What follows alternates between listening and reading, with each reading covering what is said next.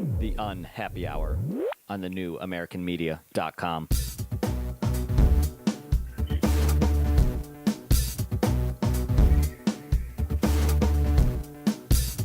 Broadcasting to you live from the Milky Way galaxy, the solar system, planet Earth, North America, the United States of America, California, Los Angeles to be specific.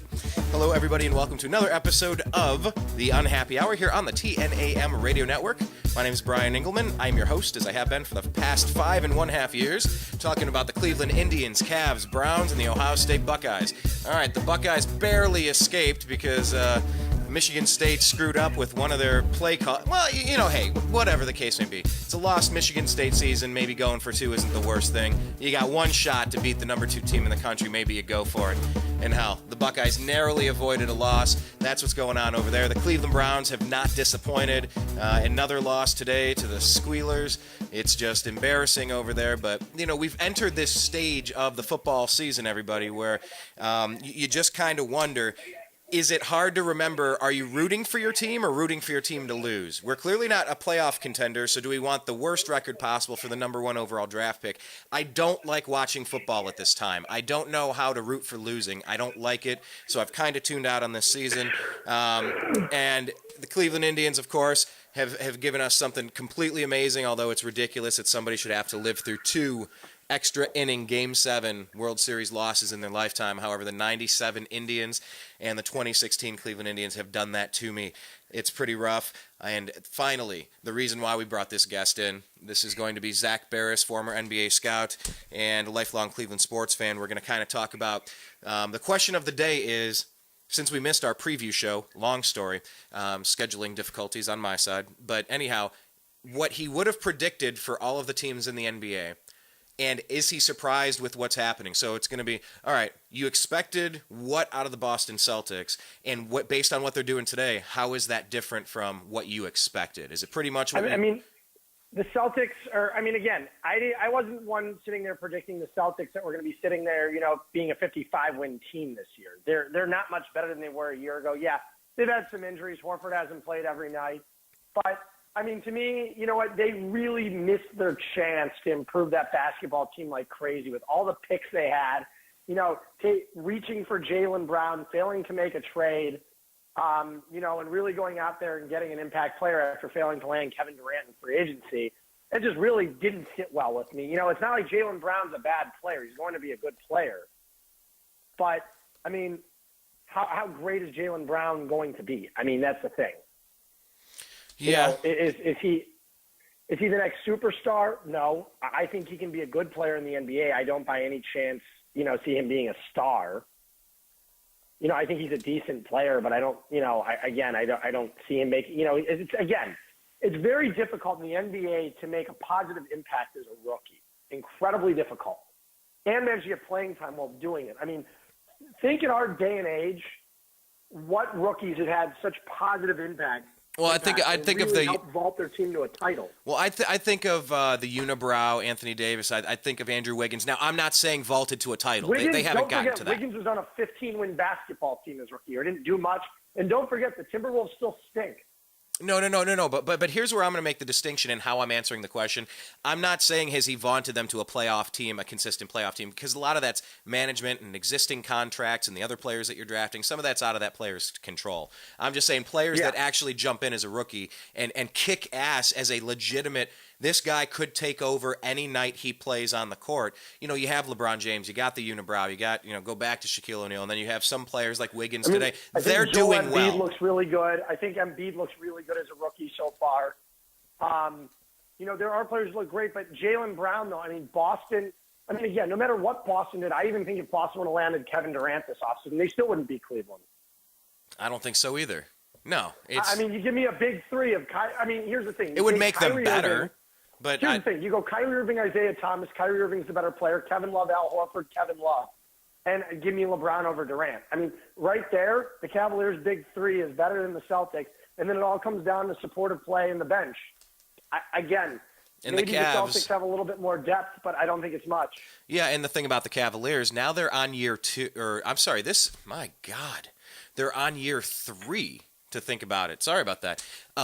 You got to think as you start navigating the salary cap and figuring out how you're going to spend, your resource allocation. You got to make some tough decisions. You might like some things that Mozgov brings to the floor. You might like something about Dellavedova, obviously. Some of these guys, but at the end of the day, you have to take a look at what the resources you have and make some different moves. So, I think this Cavalier team in year 3 of LeBron's plan, let's just be honest about it, this is LeBron's plan. These are the players I need to surround myself with. Give me these types of players. Make it happen. Consult me for potential moves that we can make, and I will run the team. I will be the guy with the strings, the puppet master, if you will. That's exactly what's going on. You look at you've got a coach now who's in sync with his players. I mean, look at the difference 2 years makes. Go look at this team 2 years ago. They were in disarray at this point, and look at them now. I mean, now it's you don't hear anybody talking about going, back to LeBron's Heat days, this, that. The Cavaliers are the model franchise right now in the NBA. Look at that. 2 years ago, even with LeBron, Love, and Kyrie, they were as far away as they could be from being that model franchise. Even making the championship and losing in 6 games without Kyrie and Love, they were still very far away. Last year, when everything seemed to come together last year when they acquired Channing Frye. A move we had talked about on the show before the deal actually happened, before it was rumored. It was, I had heard about it about 2 weeks previous to the deal possibly happening. I knew they were going to move Bergeron in some capacity. Didn't know for what, and then started hearing Channing Frye's name coming up. And, it's a move that really bonded the team. I mean, I can tell you this summer, I saw that, the team before Channing got there, they weren't going out to team dinners consistently like they were. And now you see it's every week. The entire team is always out together every week.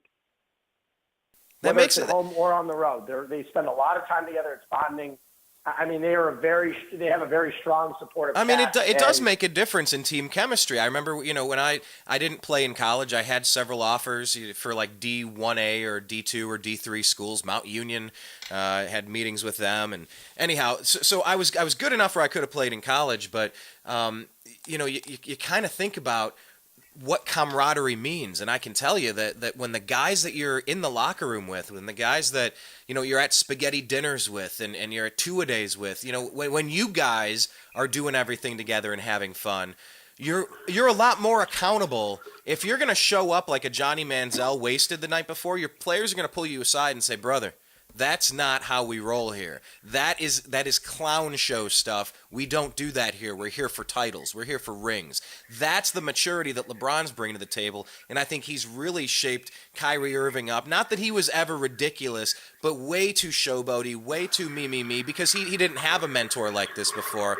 I mean, do you see Kyrie being groomed into somebody that could potentially be an MVP candidate for the entire league? I do eventually, yeah. Don't forget, he's in his 5th or 6th season now. I think 6th. And he really puts up the same statistics every year, but you can tell he's less selfish as a player. Exactly. You can see nights where he has 7 assists, 8 assists, 9 assists. And there was that famous game, so famous I forget who we played. But remember the game when LeBron called out Kyrie for having, 0 or 1 assist in the entire game? It's those times that really put your team together and make sure that everyone's on the same page. And I want to bounce over to the Warriors really quick because, they just threw Kevin Durant in. They're like, go. So, now you're hearing rumors that Klay Thompson might even be up for trade. They struggled during the first week or two during the season, but you look at them now and they're just, their offense is incredible. They've had, 7 games of putting up over 120 points this year now, something ridiculous along those lines. I'm not 100% sure, but it's been something like that. They're scoring at will, but here's the thing. They do have a lack of depth, a major lack of depth. And their interior defense isn't great. And here's another thing, too. I proposed this trade a couple weeks ago. I'm not saying it would happen. I'm not saying it will happen. But just take it for what it is on this is a trade that I proposed. Looking at it that I think could benefit both teams in the long run. Klay Thompson isn't exactly fitting in perfectly right now in the new Golden State scheme. New Orleans is really struggling with Anthony Davis down there, and they don't look anything close to becoming a winner.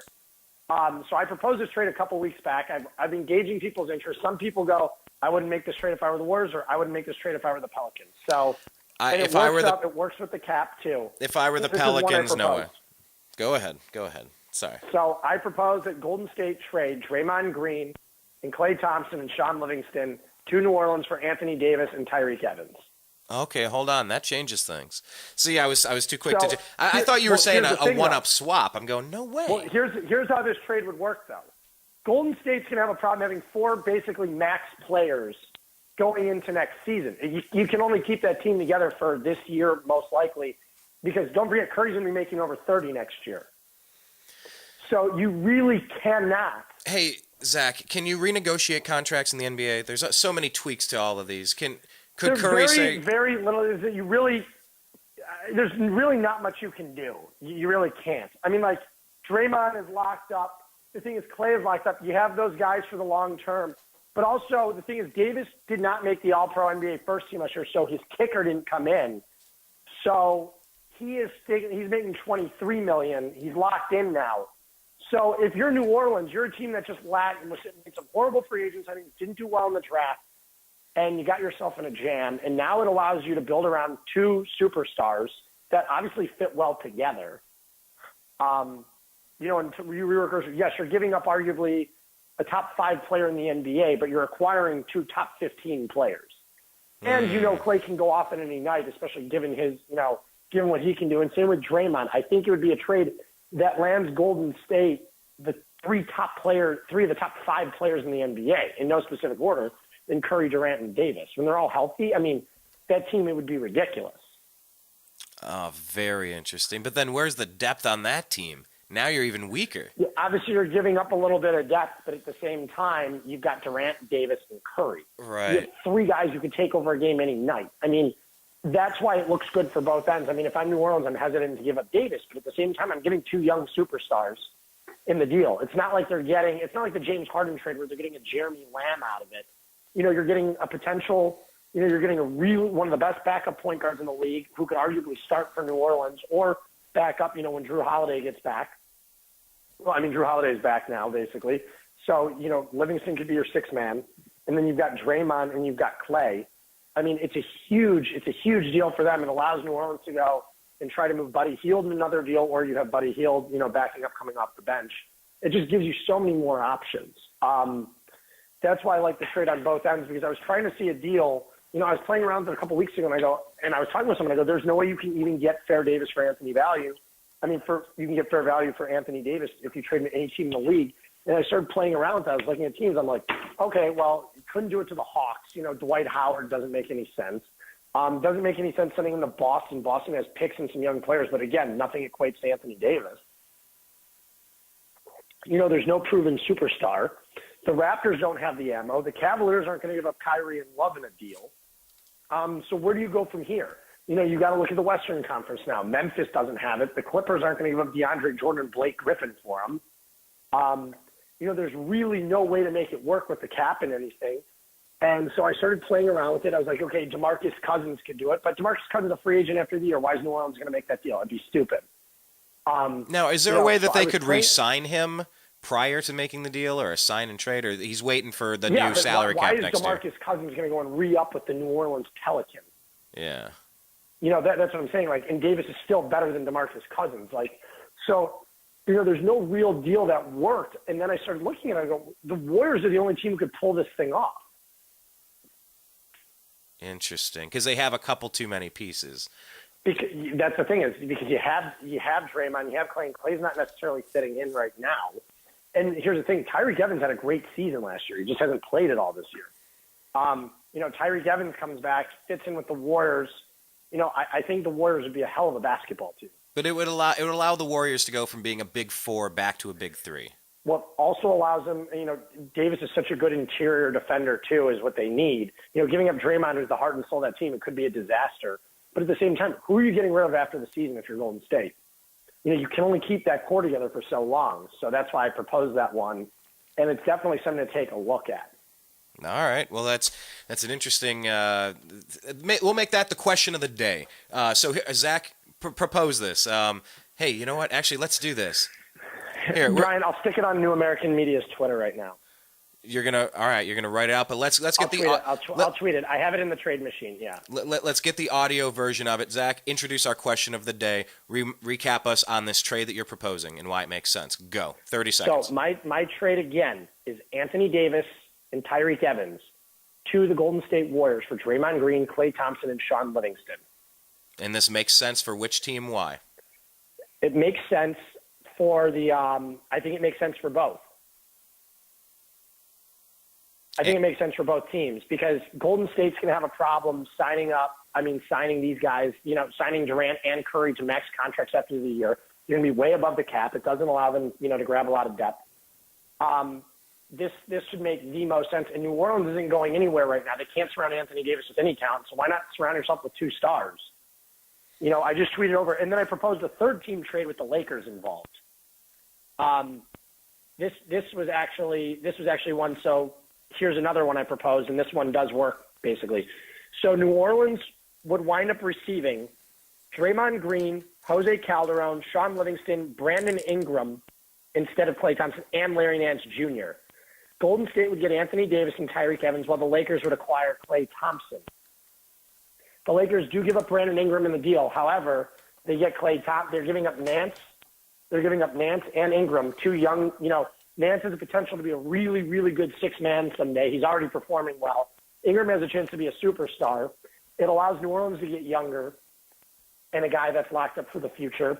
And it allows the Lakers to land their superstars they've lacked for the last 5 years. That they failed to sign in free agency. That's another one. All right, so I guess that's two. Then that's our question of the day. So I'll send that one to you too. All right, we're gonna separate this segment out and make it our question of the day. I do like that. I think every time from now on, Zach, we should do a question of the day. Maybe it could be a potential trade. This is actually kind of a fun game. Maybe come up with a few other potential trades for the next show. Does that work for you? Yeah, I always love doing these hypothetical trades, and it's funny because last year on the show we proposed the Channing Frye one for the Verjao, and it actually happened a couple weeks later. Sometimes we hit on these things, and you'll hear the rumblings, and especially with the circle you run with, and when you're in the media, if you will, and you hear bits and pieces of stories, and when it makes a lot of sense, you go, hang on, this is a great idea. I want to talk about this. And the more people talk about it, those things actually happen sometimes. Yeah, it's exactly. So I'm not saying I love Channing Frye. I love Channing Frye on this team. I got to tell you, Channing Frye is one of those players whose impact is immeasurable. He's a J.R. Smith. Well, and don't forget, the Cavaliers have a trade exception this year, too. I believe they've got about $9 million in the trade exception. All right, once again, for our listeners and for me, because this is where I start to get cross-eyed, explain the trade exemption. How did we get it? What does it mean? How do you cash it in? So the Cavaliers acquired this piece, so they had a little bit left over, I believe, from the Verjao one. And they did Matthew Dellavedova in a sign-and-trade to Milwaukee. So essentially Milwaukee gave up in the trade, so it allowed them. There were no draft picks exchanged. He was basically just exchanged for cap relief. So the Cavaliers acquired a trade exception. The Cavaliers knew they need to get a backup point guard now that Mo Williams won't be playing. So the trade exception when Delly signed his deal, I believe, was for just over $6 million this year. And so altogether, I think it accumulates to about 9.2, if I'm not mistaken. Look out for the Cavaliers to go after a guy like Darren Williams at the trade deadline, who is on a horrible Dallas team, still a quality player in this league, a proven veteran, a former All-Star, multiple-time All-Star. I think he's the most likely name that's going to keep surfacing. And if Mark Cuban is ready to rebuild down in Dallas, which he finally should, give up Darren Williams for the trade exception, during the deadline, because Dallas is 2-8 right now. They're not going anywhere. Interesting. Yeah, I love how you're putting that together. I mean, like you said, he's just on a terrible team. He's had some injury problems, this, that, and the other. 2-10 now. They're 2-10, and they have the worst point differential in the Western Conference at negative 7.4 per game. They've lost 5 in a row, and when your point differential is that high, I mean, they're not getting any better. They'll be lucky to win 20 games this season. That's how bad they are. Okay, so then what type of player are you getting back if you made that trade for Williams? Like with his age, with his health history? You're literally just freeing up your cap. Okay. So that's all you're doing at this point. There's no reason for Dallas to be carrying a point guard in his 30s on a 20-win basketball team. Right. There's just no reason You're for it. over. And You're he's a guy overpaying. who can come in and command the Cavs' second-team offense. He's still a quality player. That's a move that I would make. If I were Dallas and if I were Cleveland, I think it's a move, that both teams would be willing to make. Okay. Darren Williams this season is averaging 12.5 points a game and 4.8 assists. He's not the player he once was. Right. Well, neither was Mo Williams, but even Mo Williams, his Mo Williams ceiling was lower than Darren Williams' ceiling. Were you surprised that Mo hung him up, or it totally made sense? I mean, his injury, yeah. I mean, Darren. By the way, Darren's making $5.5 million. Oh, that's Darren's hold making, on. What? Darren's making. Okay. Actually, I believe. Well, I mean, because he was amnestied, so he was amnestied by Brooklyn. What was he making at his heyday in the low 20s? Yeah, he was. Yeah, with Brooklyn. An incredible amount of money on very old, overpaid teams. The Russian owner came in and tried to make a splash, but it was a little bit like That was arguably the worst trade. I mean, if you look at Prokhorov's trade, they gave up Derek Favors to get Derek Williams. They wound up also giving up a ton of pieces, to get KG and Paul Pierce. The aging. They essentially gave up the third overall pick and likely what is going to be the number 1 overall 2 pick this year. I mean, unprotected. They didn't even bother protecting the picks. I mean, that's how desperate they were. Billy King and Prokhorov were so desperate for a winner. And now you're looking at a team that's arguably, I mean, they're gonna suck for at least the next 5 to 10 years. They're terrible. You cannot trade unprotected picks. We witnessed what happened with the Clippers in 2010 when they traded, Mo Williams. I mean, when they traded Baron Davis in an unprotected first rounder for Jamario Moon and Mo Williams. We look at that deal. I mean, let's just say hypothetically that the Clippers don't go out and make that move, and let's just say they don't trade it. They're sitting there with Blake Griffin, DeAndre Jordan, the number 1 overall pick, and a ton of cap space. So they could have had Kyrie Irving, Blake Griffin, and may have given them the room to sign LeBron James. Man, that's interesting to in think free agency about. 2 years later, When you think backward on these trades. I'm not saying right then. Yeah, I mean, there's so many. The whole landscape.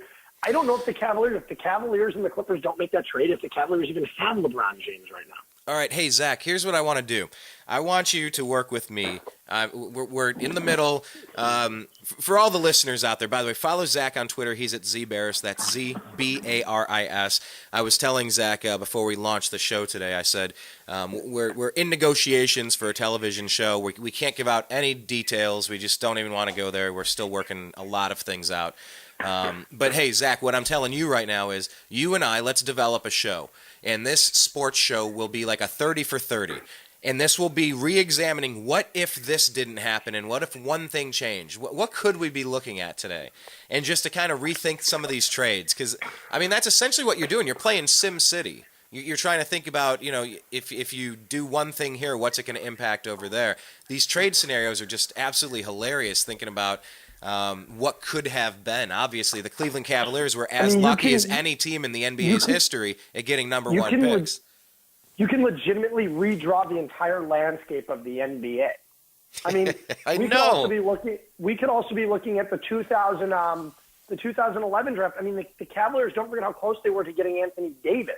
They lost a coin flip with the New Orleans Hornets to get and the Cavaliers got 4th, and New Orleans won it, and they got the first pick in Landon Davis. They would have had consecutive picks of Kyrie and Davis back-to-back. And imagine signing LeBron in free agency then. Oh, man. You would have never had Deion Waiters. I mean, who knows the possibilities of what could have happened with that team. Yeah, that is fun to think about. It's one of my favorite things. So, Zach, let's develop a show about that. But for this show, let's kind of tear through the league, and I mean it. So we got to actually hash this out, give it the name. So far, the working title is called "Redrawing the Entire Landscape of the NBA." We might have to think of something a little catchier. But I started off in the Eastern Conference. We talked about the Cavs. We talked about the Celtics. Talk about the Bulls and what's going on with Dwayne Wade. Is this what you expected to see at this point? The Bulls are better than I thought. Granted, their record is about what I thought. They're 8-5, but their point differential is at plus 6.2. Their offense is outperforming how I thought it would be. And defensively, they're not a bad team either. I'm very surprised. I mean, they also started off hot. They've been 5-5 in their last 10. But for a team that legitimately that doesn't have any three-point shooters, they're playing pretty well. It will catch up to them. When they play at Golden State and when they play at Cleveland, it's really going to be tough for them. Because? It's really going to be because the Cavaliers and the Warriors can shoot lights out on the three-pointer. Same with a team with like the Clippers. It's going to be very difficult just to play catch-up ball. That's the problem. I don't believe that the Bulls can – I don't believe that they're in the same league with Cleveland or with Golden State or the Clippers, any of those teams, because of their lack of three-point ability. I mean, their only three-point shooter really is Doug McDermott. Right. Well, talk about some of the other teams. Talk about the Hornets. Now, are they any closer than the Bulls are?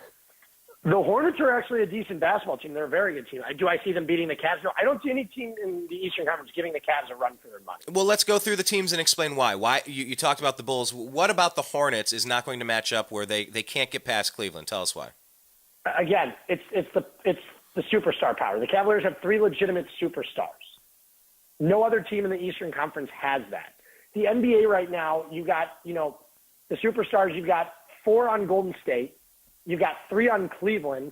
I mean, there really aren't any superstars in the Eastern Conference right now other than, Paul George is on a mediocre team in Indiana. DeMar DeRozan's having a fantastic season, he and Lowry, but it's still not good enough to beat Cleveland. Atlanta, Dwight Howard's having a fantastic year down in Atlanta, and Atlanta's outperforming expectations. I mean, now that he's healthy, Dwight looks, he looks like the Dwight of old. I think Charlotte's a very good basketball team. I think they're going to, but don't forget last year. I think Charlotte won 48 games a year ago. 47 or 48 games a year ago. I mean, they're not a bad basketball team. They're a good team. Right. Boston, in my opinion, is very mediocre. And right now, I mean, the Cavaliers are set to face the Knicks in the first round. That's a team. Phil Jackson jumped the gun. I mean, I don't know what Phil Jackson is doing in New York. It's really confusing because Joakim Noah, he signed an old player who, in 3 years, I can't even imagine him being able to walk. Yeah, the way he plays the game, some people I don't understand what Phil's doing either, and I just wonder how much of a rope they give these coaches and say, you have a 3-year plan, you have a 5-year plan, we'll let you try a few things until you get this right, and we want you to stay here and just figure it out. Like that's what Pittsburgh does. They hire one coach and they stay for a decade. It's just you've got the team. You're going to run it for a while, and we're just going to not listen to all the complaints. Cleveland is very different, but it just makes you think what he is doing down there. Talk about the Raptors, and we got the Raptors and the Hawks actually as the other teams in the East. What about those teams do you see being the problem that would keep them from taking on and defeating the Cavs in a 7-game series? It's the LeBron factor. That's the only thing. They're the same. Also, Kyrie. I mean, that's the thing too. The Cavaliers just have too much superstar power. We witnessed it last year in the playoffs. They just couldn't keep up. The Cavaliers had too much depth. I mean, also Toronto's a good team, but they don't have Bismack Biyombo anymore. Who absolutely dominated that series defensively. He did great. I did not like. He was. Yeah. You lose that X factor. I mean, don't forget they gave the Cavaliers a run for their money for 2 games. The Cavaliers destroyed them in the other 4. Yeah. Destroyed them. But it shows. It shows about how important home court advantage is, though, and that's the other big question. If as we finish, talking about some of the teams in the East and roll through the ones in the West, I want this to kind of be a theme you keep bouncing back out of. Thinking about the home court advantage and how important it is that you keep it. You saw when that series went up to Toronto, it made a big difference. That's why it was so historic what the Cavs did, coming back from a 1-3 deficit to win Game 7 in, the Warriors arena. That's a big deal. So, the other question that I want to kind of talk about as we roll through the rest of this, Zach, is just the importance of getting the number 1 overall record as you kind of play your chess game versus how much rest you get during a season. Does that make sense? I mean, we witnessed at Cleveland. I think Cleveland's so good that they can win on the road. They proved that last year in the finals. Right. They proved it last year in the playoffs. They could go in. They clinched Game 6 in Toronto on the road. They lost 2 road playoff games leading up to the finals, and both of them were at Toronto. Yet they went in there in Game 6 and beat the crap out of them. Cleveland went into Golden State, into Oakland, the hostile territory, took Game 5, even though Draymond wasn't playing. It's just one of the factors that happened in the series. He did it to himself. It was only his fault and his fault only. And then in Game 7, Game 7, though, it would have been nice to have it in Cleveland. I'm sure the Cavaliers would have, it would have been a little bit different. But I think at that point, just, the angst of both teams, getting ready for that game, I think home court advantage at that point in Game 7 really threw itself out the window. Because you had a frustrated Warriors team that had just gotten destroyed in 2 straight games. And, we're teetering on a historic season that they might just lose. And, it meant a lot more for them to win that than the Cavs. They needed it more than the Cavs because of what was on the line. I mean, don't forget, people are still making jokes about it today. Yeah. In those jokes, we talked about that in another show. I want everybody to check out. We talked with Chris McNeil. It's totally different, though, check out too, that than show. the Indians blowing a 3-1 lead, too. Let me say that in the terms of people make a joke about Golden State because they were a historically good team. The Indians were without their number 2 and 3 starters during the playoffs, and also their best offensive player, Michael Brantley. All right, and I'll say that is true, Zach. That is all true. That is completely true, and it's when you look at the Cleveland Cavaliers when Kyrie Irving shattered his kneecap and Kevin Love had his arm ripped out of socket. You look at them being down 2 of their best players, and you look at the Cleveland Indians this year being down 3 of their best players. And the number 2 and number 3 starting pitchers on your team went out with about a month left in the season, so it sent the team scrambling. There are so many similarities, and my God, I really hope we can add a couple of the right pieces and come back in a rematch and have Game 7, who cares where it's at, actually bring it back home with the best record, why not, and take on the Chicago Cubs at full strength. That's the kind of thing. I'd love to face the Cubs again next year. I think it'd be awesome. God! I think it'd be awesome. I was at Game 7 of the World Series. I got in my first fight ever at a game with the Cubs, and I whipped him in the face with my towel, hit him right in the eye. Oh, Zach. First fight ever. The guy was pissing me off so badly. Got physical too. I mean, it was ridiculous. There were way too many Cubs fans there, but that was a product of, the Indians not doing what the Cavs did in terms of their tickets. Okay, explain explain the difference, but here is the difference. Hold on. Explain the difference between the Cavs and the Indians, how they handled the playoff tickets. But keep in mind, think of everything Zach's about to say in the mindset that the Cavs were selling out and had all of their loges paid for. The Indians were one of the worst drawing teams in the league. Go. So the Cleveland Indians allowed you to go and purchase 1 ticket for next season. Okay? So you could have purchased 1 ticket for next season in the bleachers. And that gave for a 10-game, I think for a 10-game package, which I think is about $200 total, allows you to make the payment in 4 installments. And it gives you access to 8 tickets every single game. So what a lot of people are doing is they buy up all 8 tickets, and they'd go keep 2 of them for themselves and sell 6 of them. Put them on the secondary market, where obviously the secondary market was crazy because it was the Cubs. Even the Blue Jays series was crazy too. It was nuts. And people were selling to Cubs fans. People were buying. It is what it is. And, the Indians need to prevent that by, if you want playoff tickets, you need to purchase a 20-game package. And if you purchase 2 seats, then you have access to 2 seats. Otherwise, they're going to go on sale to the general public. Rather than allowing people who purchase a 10-game package for 1 seat, it allows local Clevelanders, again, I don't think people would have been as willing to sell their seats because they're only getting 2 tickets, it would have been much more difficult. Or it would have forced people to go and sit there and buy a 10 or 20 game package for the next season to Cleveland. It would allow for a lot more season ticket sales. Interesting. So moving forward, you think that there's a shift that could be made in how the tickets go out? You think if they just use the Cavs model, this would fix it? Or is there a better way to? They need to change it next season. They need to change it next season. Don't forget basketball. We're talking about a 20,562-seat stadium compared to, Progressive Field, which set 38 for the playoffs, 38,000. So it's almost double the capacity. Hey, are you surprised? Go ahead. However, the Indians, that was their chance to go and increase their attendance guaranteed by 15,000 a game next year. Yeah. By doing it, by guaranteeing 25 to 30 in the stands at every game, by making people purchase season tickets, whether it's only a 10-game plan or a 20-game plan. People will do it so they can get their hands at face value on World Series tickets. In the long run, it saves you a ton of money. That's a great point. Would I pay $240 for a bleacher seat at face value for the World Series, or would I rather play on the secondary market and the guys in front of us spent $1,400? Oh my gosh, you're kidding me. That is No. wicked. I know we almost went to Game 7. We don't need to rehash that because that's our own story. But damn, I thought that was a lot. I waited till literally the last minute to get tickets. Well, they were well under $1,000. If you play the market correctly, you can get tickets to a game. If you play it correctly. Maybe we should do a whole segment on how you play the market correctly.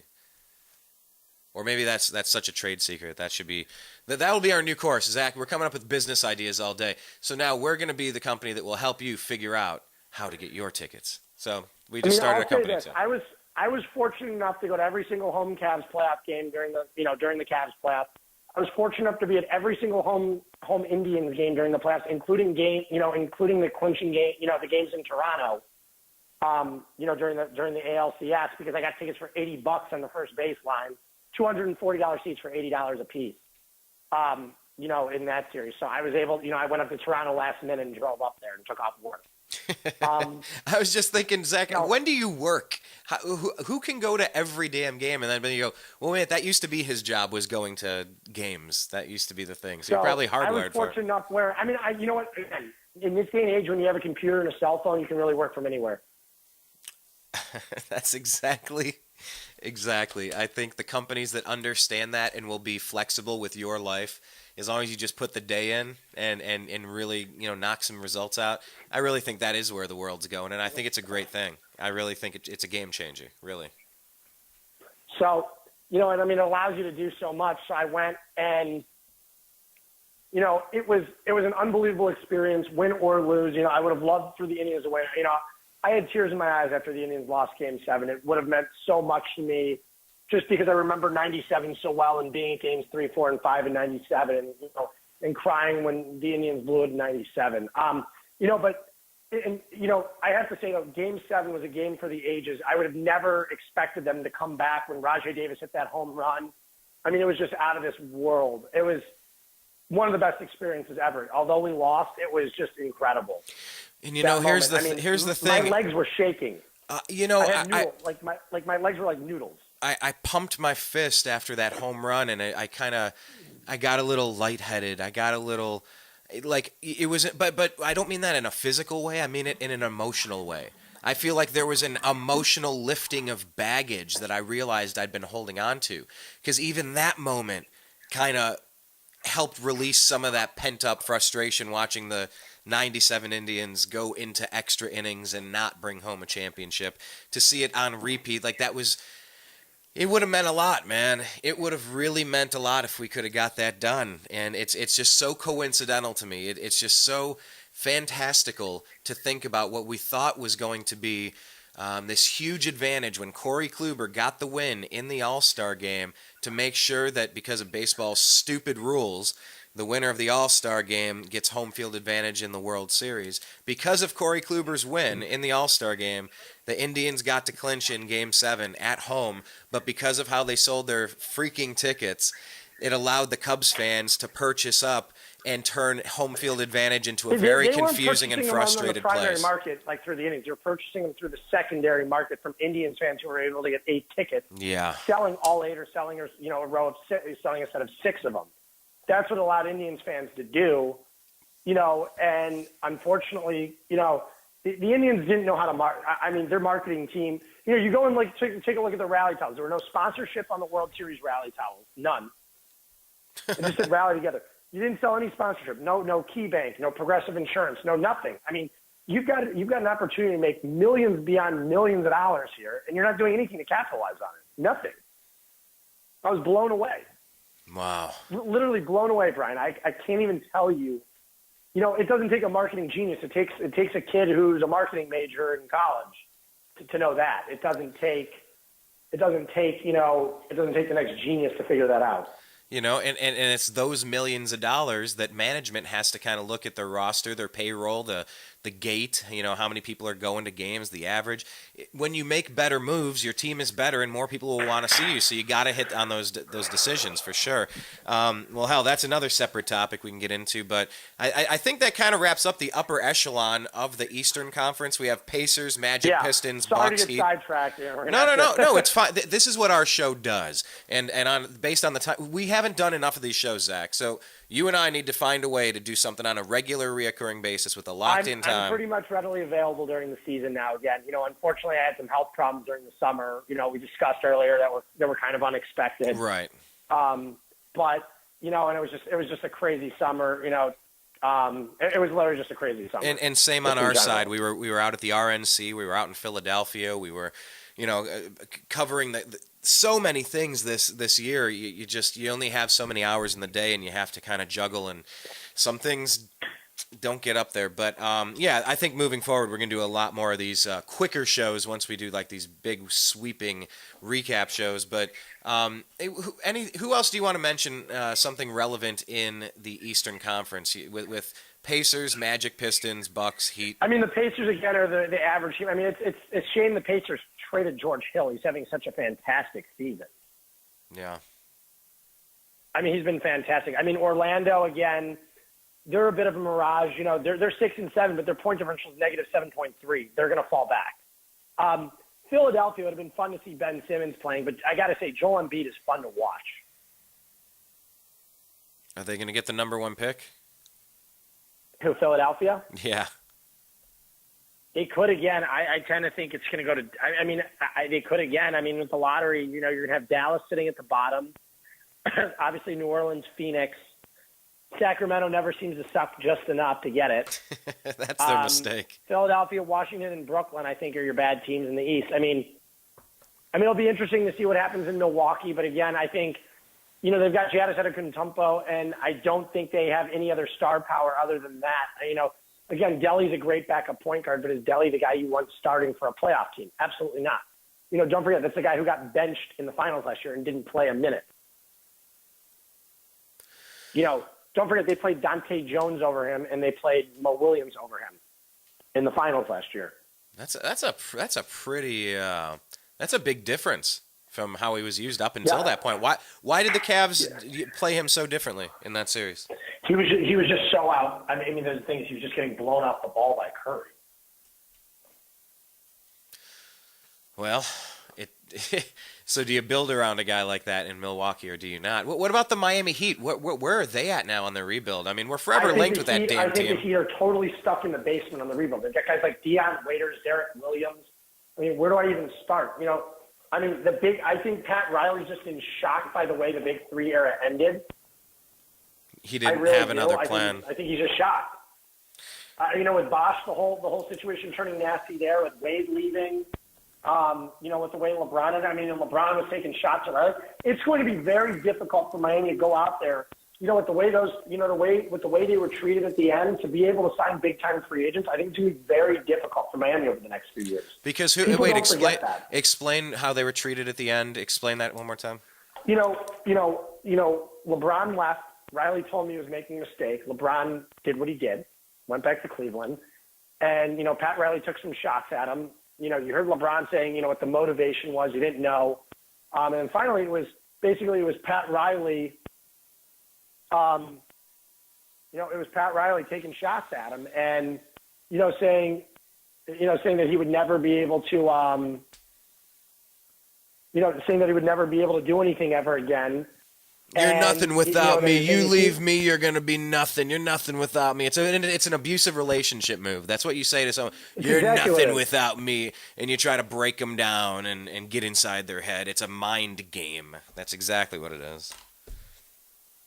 Yeah.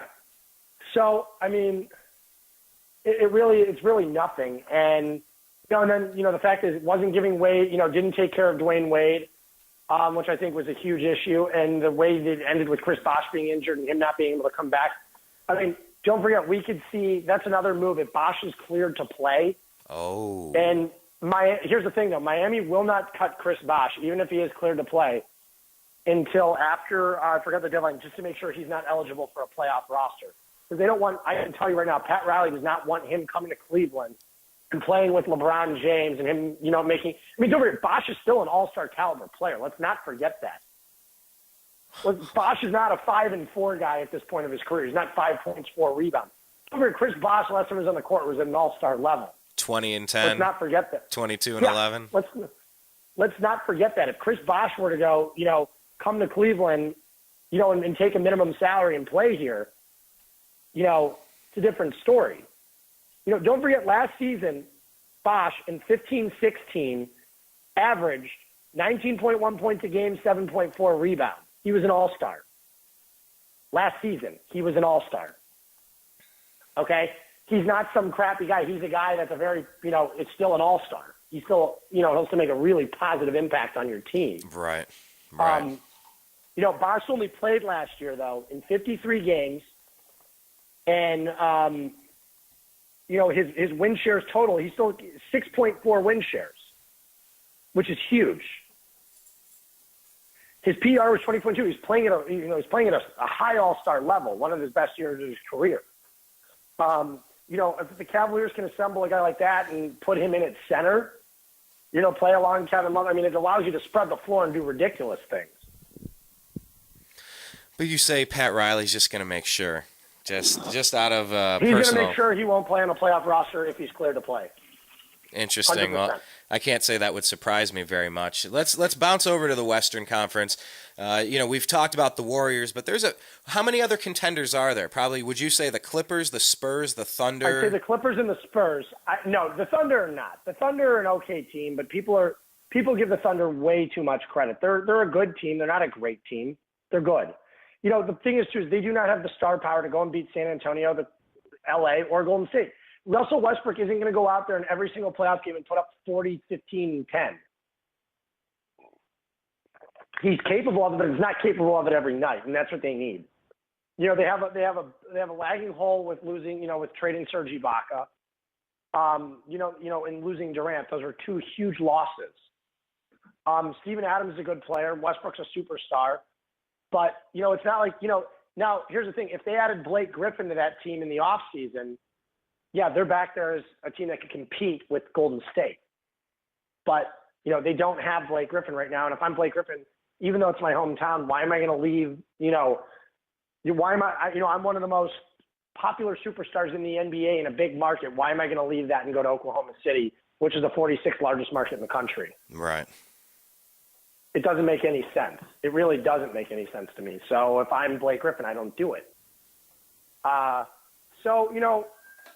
think the Clippers are a hell of a basketball team. Can they beat Golden State, though, in a playoff series? I don't know if they have the ammo. They certainly have the depth. I don't know if they have the ammo to do it, though. Chris Paul would have to be out of this world. They need to be completely healthy, too, which has been an issue in recent past for them. They need to be completely healthy. But I do love the Clippers. I think they play with so much fluidity on offense. I think they're such a good team. Yeah, it's always interesting to kind of think about, like the Buffalo Bills of the 90s, like Thurman Thomas and Andre Reed and Jim Kelly. Think about these guys, and it's like, wow, they went to the championship so many times, but they never got it done. Like the Cleveland Indians of the 90s. They were very good, but they never brought it home. And when you think of decades, yeah, you go, oh, that's when the Cavs and the Warriors played for 7 out of the 10 championships that decade. You could imagine something like that, and until another team assembles something so strong it can take you out, it's yours. That's the path that you have. If injuries and the health of the team maintains what it is, that's what you're looking at. Yeah, exactly. That's the thing. So we look at all those good teams from the '90s that didn't win. We look at the Knicks. We look at all the those Pacers teams. We look at those teams that didn't win in the 90s that were great teams, but there was Michael Jordan to compete with. Yeah. There were the Houston Rockets and Hakeem Olajuwon to compete with. Mm-hmm. There's a reason why those teams didn't win. Karl Malone and John Stockton. The Utah Jazz might have done it if Michael just wasn't there. They could have easily done it. We look at the late 90s, early 2000s Trailblazers with guys like Scottie Pippen, Steve Smith, Arvidas Sabonis, Damon Stoudemire. The list just goes on who those guys had, and they couldn't beat the Lakers. Well, you're talking about that version. You're talking about that version. How about we talk about the Clyde Drexler years? Those were some great teams up there with Duckworth.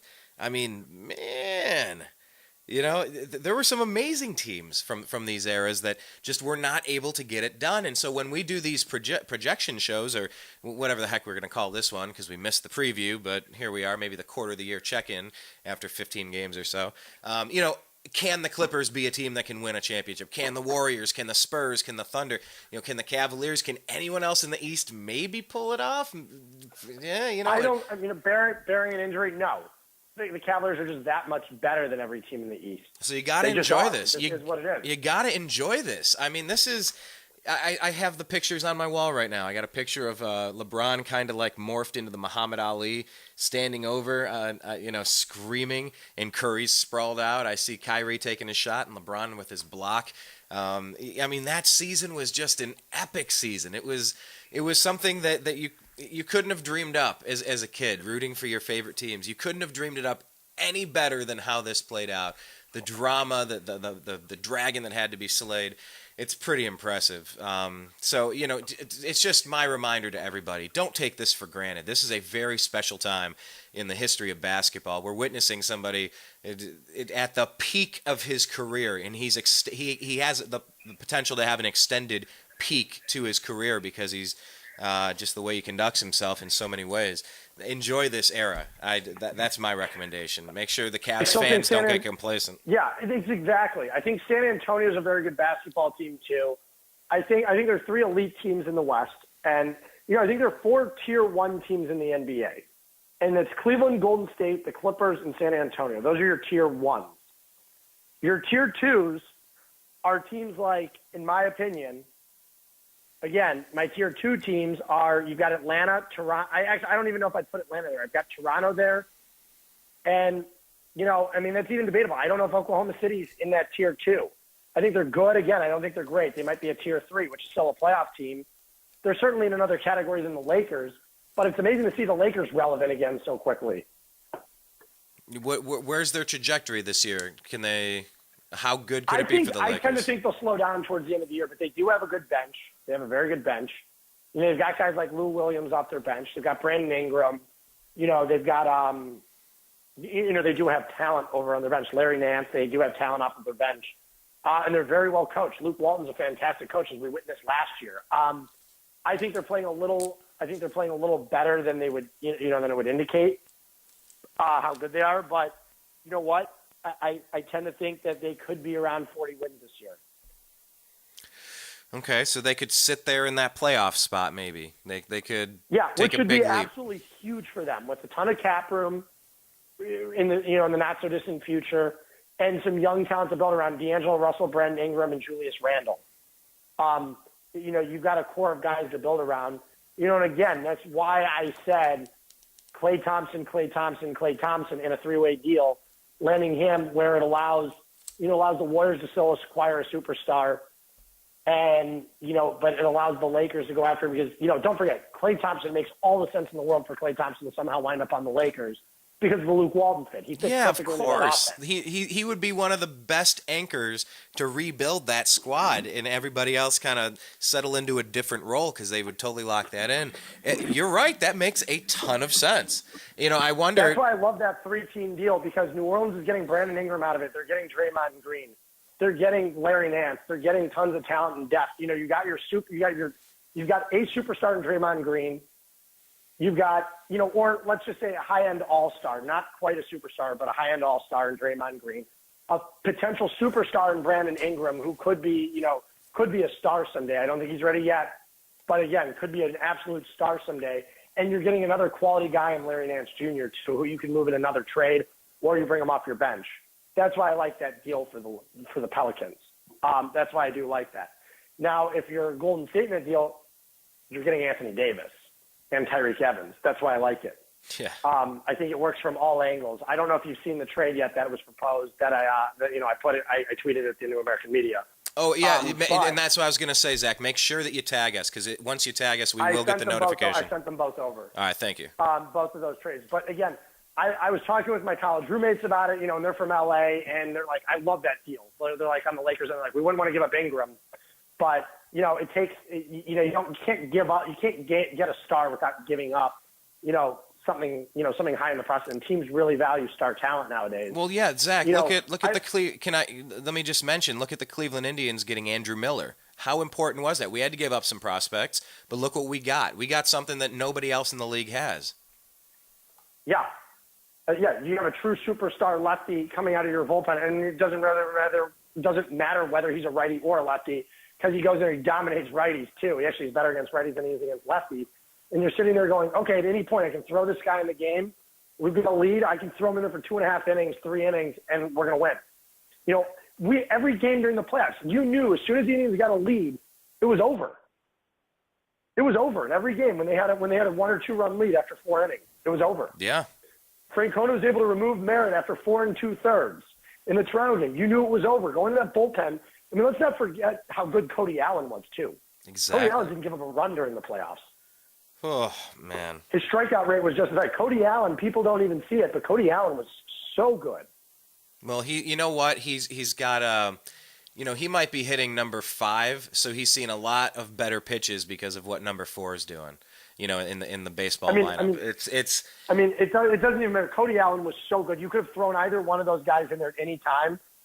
Which is why I think you're going to see the Indians just have a dominant year, and if they get to the postseason, they're going to be identical as they were a year ago. And I'm surprised more teams aren't following suit to what they were doing. Well, going out there and signing a Kenley Jansen, throwing your bullpen because it's just so dominant. Yeah, it's a totally different way to play the game, and it's a game of chess. You see. Teams will go to the no-huddle offense. They'll go to the wildcat. They'll go to, I'm mixing sports here, but teams will go through these cycles of what type of game is played on the field. Is it a lot of defense? Is it a lot of running, a lot of throwing, a lot of whatever the case may be? I see the Indians coming back real strong, but it's I'm saying that Andrew Miller benefited from having Shaw there and vice versa. So they kind of just leaned on each other like Forrest Gump, keeping their heads out of the mud. Yeah, the and Indians it became had 3 dominant. really powerful arms in the bullpen. Actually, 4. Otero had a great year too, but he didn't do a ton during the postseason. Yeah. But I mean, don't forget the Indians have a lot of young guys too to throw on the back end of that bullpen. I mean, they're going to be absolutely loaded for next year. And then if you get a healthy Brantley back, it's going to be even bigger. And Trevor Bauer, he's going to be pitching somewhere. He'll be somewhere. Bauer will be in the starting rotation. Well, they had been wondering about him if he might be better suited for like a reliever role, but with a healthy drone finger, let's see what happens next year, I guess. I mean, let's go at it. I mean, getting back to basketball, though, I mean, we see how valuable trading for a star can be. Right. And if LA wants to be a 50-win team right now, they're not going to beat this year's Warriors. But when you've got a young core now of Julius Randle, D'Angelo Russell, and Klay Thompson. It's not a bad core to have. Right. And it still gives you cap room to go out there and compete and sign guys. It sucks that they signed Luol Deng because he hasn't been very good, but he brings the veteran leadership and they're winning. So they still do have cap room, and they did have to spend some. But I think it would be a huge boost to the Lakers. Now, I don't know if the trade is possible again, but throwing it out there, it allows the Warriors especially for a lot of long-term success with Anthony Davis. Because he's such a superior player, and you put him in the hands of playing with a superstar like Steph Curry and Kevin Durant, I can only imagine what it would do. Yeah, that would be ridiculous. That would be Harlem Globetrotter-esque. That would be Harlem Globetrotter. Talk about a big 3, though. I mean, LeBron, as great as the big 3 was in Miami, as great as the big 3 is in Cleveland, this would be the most dominant big 3 of all time. Yet none of them. Again, you have 3 of the top 5 players in the NBA. Right. Yet none of them is better than LeBron James. No, so then you go, well, all of you are technically better on paper, but you don't have what this guy has. This guy has something that the league has never seen before. As great as you are, this guy's greater. Yeah, but I mean, it just gives you you can be dominant in so many aspects with guys like that. I mean.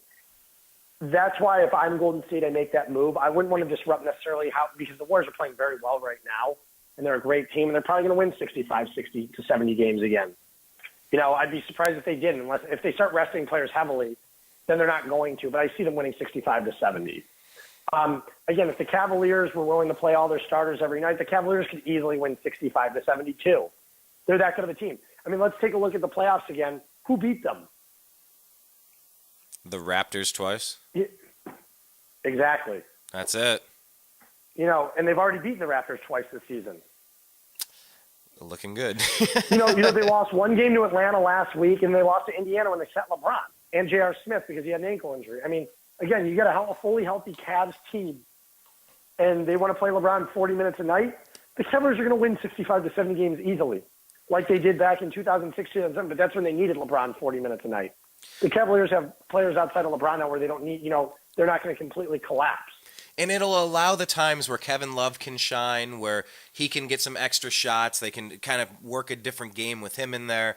You have different tools in your shed. You don't have to swing at everything with a hammer. There's a lot of different ways to get the job done. Correct. Well, hey, let's do this. I mean, we've kind of narrowed down. We haven't really talked about, could James Harden become an MVP candidate by chance? I think he could again, but I don't know. I mean, I still think it's LeBron. As good as the beard is, what about the Grizz? Are they just perpetually stuck at a little too good, but not? I think the Grizz, again, who's the Grizzlies superstar? They've got Mike Conley, who's the highest paid player in the NBA, who hasn't That's crazy. ever made an All-Star team. Marc Gasol is a great player. You've got guys like Zach Randolph, and you've got Chandler Parsons, who's a serviceable NBA player, a good NBA player, not having a good year. But Memphis, again, is that, they're stuck in that 50-win team. Take Memphis's big four guys and compare them to Golden State. It doesn't compare. Golden State beats them in a 7-game series, most times 4 or 5 games. Yeah, it's tough. It's tough being a good team at the wrong time. Or being a team that's almost there and just can't clear the hurdle. I mean, I'm just really happy that we're on this side of it. And Zach, as we kind of wrap this up here and think about the rest of the teams at the bottom, I guess we might start talking about some of the rookies. Is there anybody you could see a couple years down the road that that you would not mind being one of the pieces to build a franchise around? Are you seeing some good young talent? I love Ben Simmons. I know we haven't seen him this year yet, but Ben Simmons is going to be a valuable piece. Witnessing what he did in the preseason when he was incredible. He's one of the most skilled passers already in the NBA. Wow. I love Joel Embiid, by the way, too. Yeah, if Embiid can stay healthy, oh my God. I mean, you go back, I was looking at old Hakeem Olajuwon plays. He's so much like Hakeem on the offensive end. It's ridiculous. He was a force, man. He was a force. Embiid is so good. I mean, you give that Philly team, again, 2 years, I think they can be dominant. I don't think they're going to be amazing just because, I don't know if free agents are going to want to sign there, and I don't know what their plan is. They've got guys like Jahlil Okafor right now who I would have traded. I'd trade a guy like Nerlens Noel. They need to get rid of one of the two, and they haven't done that yet. They failed to do that on draft night. Again, they don't really have a great point guard. Although Ben Simmons will be running the floor, but it'd still be nice to have one. So, it just depends on the situation. We go back and look at last year's draft. Did they make a mistake by taking Jahlil Okafor? Let's go back and take a look. What could they have done differently? So, what if they would have taken Porzingis? And you've got Porzingis at power forward, and then you've got and then you've got Joel Embiid at center. My God, how good would that be? Although, again, I was not on Team Porzingis. I'll be the first one to admit that. At that point, I thought Jahlil Okafor would be more proven on the offensive end. He was a great offensive player last year. I just think defensively, he's like allergic to rebounding. I just don't know if he's a good fit currently in Philadelphia because Joel Embiid's so much better than him. Right. I think Jahlil Okafor can be a very good, I think he'd be an all-star. He can be a very good player in the NBA. However, I just don't think it's going to be with Philly, and I think Philly needs to trade him before his value goes down too much. Who could be a buyer? Who would that make sense for? Again, you look at some teams that could, to make it work. I think in Phoenix, if Phoenix were willing to do an Eric Bledsoe swap, I haven't played around with the cap numbers, but basically an Eric Bledsoe swap with Jahlil Okafor to make that work. It would give Phoenix, a potential star center, and it gives Philly their point guard. Oh, hey, let me do this. Go ahead. Yeah. Go ahead. Or even Nerlens Noel. There are guys you can make it work. Okay. Sorry, I just got a thought, and I had to quickly get that thought out before I forgot. We need to ask Corey, UFC is MMA. We got to ask him because he listens to every one of these shows. And by the way, and this is what I think is so cool, listeners. Like Corey, he'll jump onto our agree to disagree shows. He'll jump onto shows that have nothing to do with the topic. He's like, hey man, so what are you hearing about the kid out in Arizona? Why is he not playing? Can you actually, Zach? Now that I have you on the phone, I want to remind. I want to get back into that conversation. What is going on with that kid over there? Can you address his question where you can expand on it a little bit more? Was this the Alonzo Trier question? Yes, over in Arizona. So, yeah, I gave you the answer last week as soon as we had it on the show, and it was basically, from what I had heard, Brian, you asked me, I had an answer with you in 5 minutes. I sent you the picture message. I concur. I can vouch for that, yes. That the suspension, and this is coming from someone within inside the Arizona athletic department, that it was most likely for PEDs. Performance-enhancing drugs. Yeah, that's kind of the rumor that's going around, and there's just still enough of a suspicion and a shadow around it. People are just kind of curious. It's kind of like Hillary Clinton's emails. Just, can I see what's in there? Oh, you're hiding them. What's in there? Sorry, I had to kind of go there. Oh, hey, real quick, without going too far down the rabbit hole, what did you make of the election as far as you feel like giving your response to what has occurred in this country? This is just getting ridiculous. I hated both candidates. I almost wrote in Harambe. 12,000 people did something like that. I think that was the actual number from across the country. That many people actually voted Harambe for president. I mean, you don't understand how close I was to voting for him. I really dislike both candidates so much. Yeah. You know what? It is what it is, and the next 4 years will be definitely interesting to say the least. May you live in interesting times. It's the blessing and the curse. I mean, I heard Trump's not even going to move into the White House. Yeah, and it's changing all of the security dynamics of what's going on at Trump Tower. If I were a resident of Trump Tower, I'd be pretty pissed off, I'll tell you that. Well, let me tell you this. It's like we've turned this into a comic book, and it's like Gotham City now. Like the capital of the country has just moved to New York. Like, think about that. It wouldn't officially, but it would totally change the dynamics of what cities mean.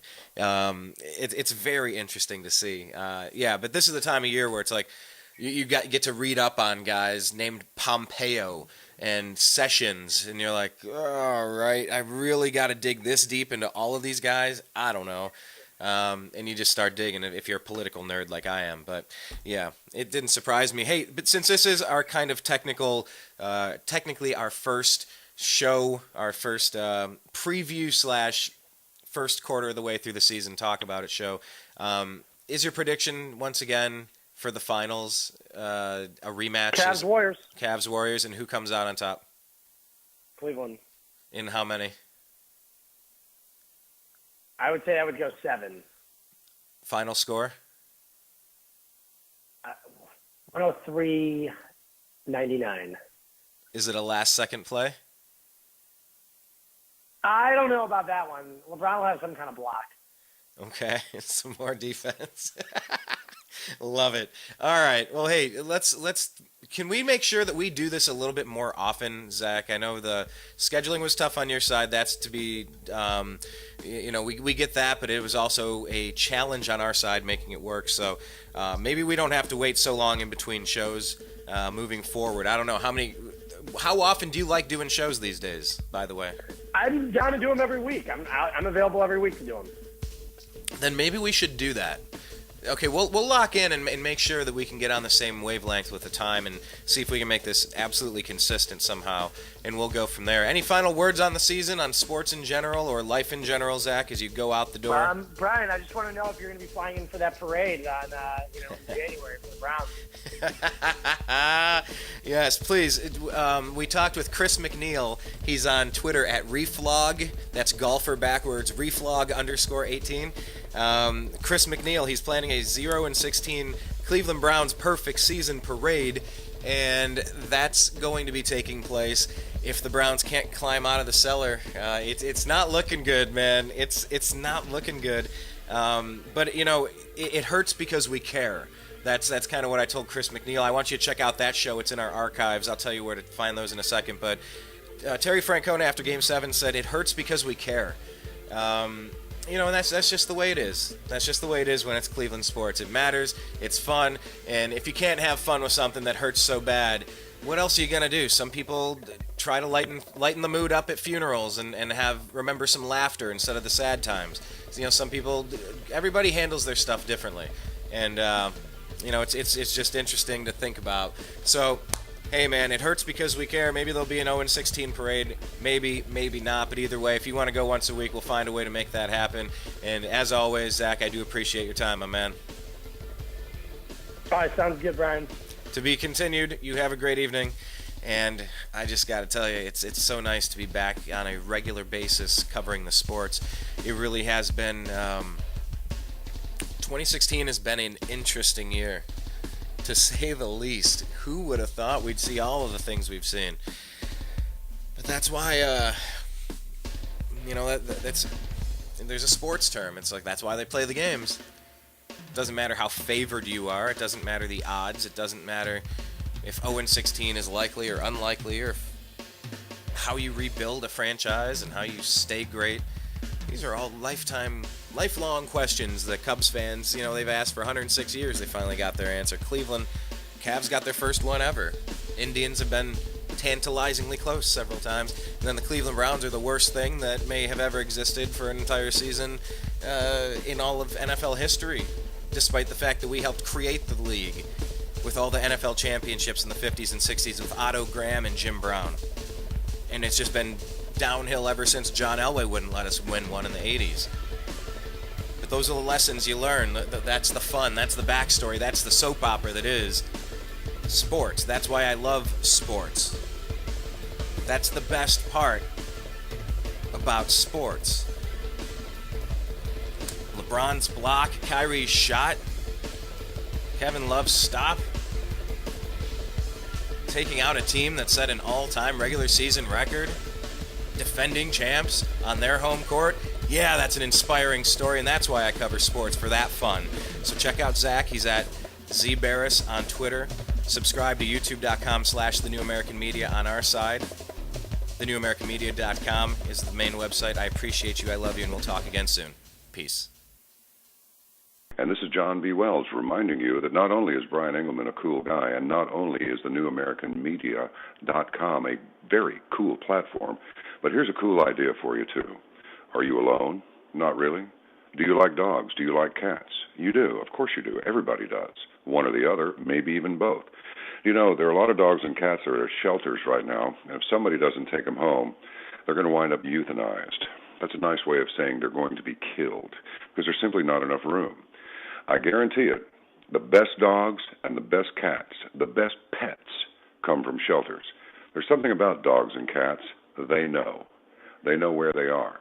You walk through one of them, and certainly at least one is going to look at you and go, I wish you'd take me home. I'm in hell. Please take me out of here. It'll be the best thing that you ever did for your soul. You'll feel good about it. And not only that, but you have a friend for life.